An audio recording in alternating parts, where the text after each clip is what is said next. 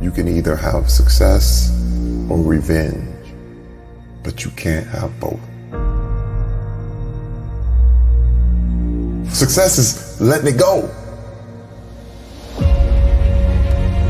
When you're talking about a world of competition, it created this excuse for your rage. And I vowed that I was going to get every person who ever doubted me, whoever insulted me, whoever made me feel slightly uncomfortable, I was going to get you back. And I was going to show you. But I was that focused. I was like, man, I'm here. I can show them. I could be beyond.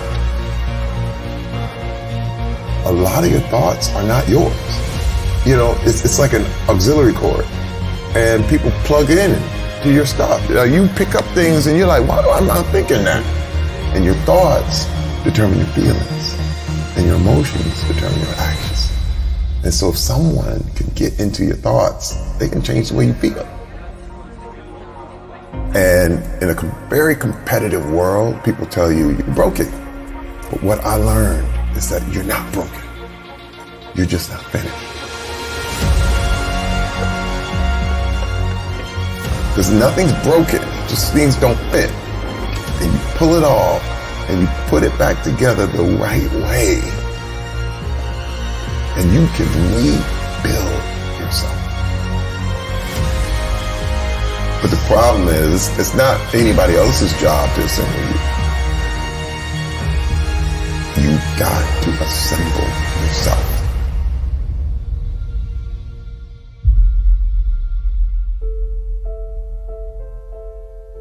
And when we talk about rage, what we're talking about is an attempt to control things you can't control. You can't love someone and control them at the same time. And I had no control. And growing up with an alcoholic father, one of my earliest memories is him knocking my mother out. And I was like, got it, man. You run the world right now. Until I do. I was obsessed with muscle, even as a little kid. A lot of my desire to be strong was because I knew one day I may have to kill my father. He was unending, never bending, just constant intimidation. And I had a desire to get strong. I knew I had to one day would have to protect my mom, protect my family. I started living my life like I was in a revenge movie. I was exhausted. It would be the end of me. I would do this stuff where I would go work out, and then I would work out until I couldn't move. And then I would rest up, and then I would go, and I would flex my muscles until they cramped. Now, it was sadistic. It was masochistic. Yeah. But I said, I will never stop doing sit-ups. I will never stop. Again, sit-ups and push-ups until my stomach, till I was curled over in tears. Oh my gosh. And then I go do more. Because I said, no one's gonna beat me. I realized that the image of Terry Crews was more important than who Terry Crews was. Because you have to know who you are. Absolutely. You have to share who you are. But the game is not to share who you are. The big thing, growing up, I cared what everyone thought. Especially when you're in that world like that, everyone's opinion mattered way too much. And how do you learn to not care or ruminate on the opinions of others now? When you've been so conditioned to people please for years, how did you? It takes time. Yeah. It's not overnight. And I would never encourage anybody to just go test it out. Yeah. You know what I mean? It's something that takes years and years. The big thing about being tough is people thought, you'd be able to throw punches, but it's really about endurance. Mm-hmm. Being able to be alone. Being able to stand alone. But change is inevitable.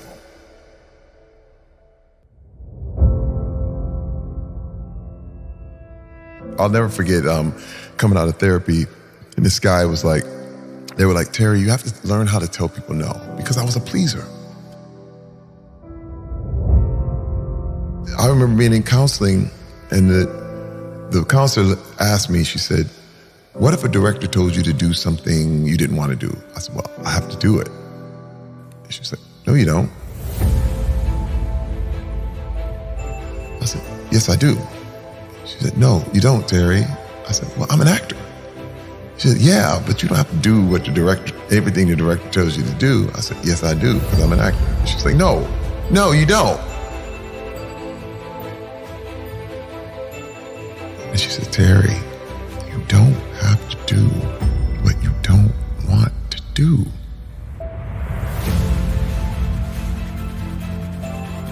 I didn't know, especially since I was such a pleaser. It was one of them things, well, yeah.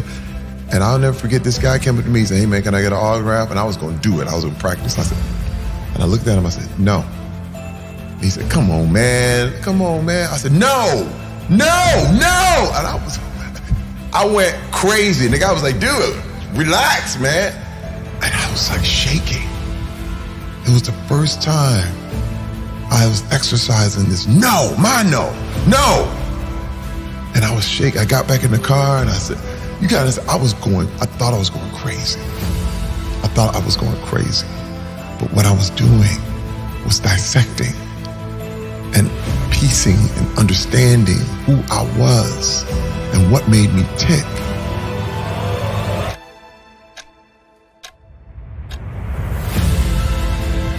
Why do I feel angry if someone says that?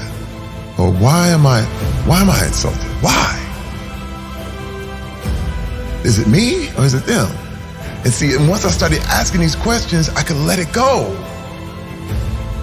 You gotta start exercising it. Just ask yourself why you're so offended. How did I get here? The thoughts turned into emotions, that turned into actions, that turned into mania. You have to do what's within your power to make things right. Remember, you were out of control before. Anything could make you go off. This is responsibility. Mm-hmm. You have an ability to respond differently. You have that now.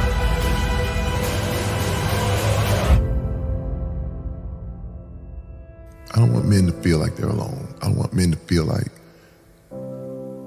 it's just them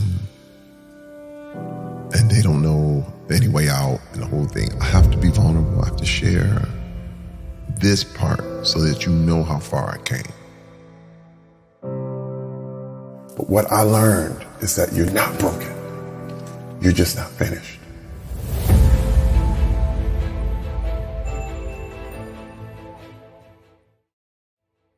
We understand the fire burning within you, the relentless desire to conquer, to overcome, to become the best version of yourself. And we've captured that spirit in every fabric we create. Stand tall, my friend. Unleash your potential and ignite the fire within.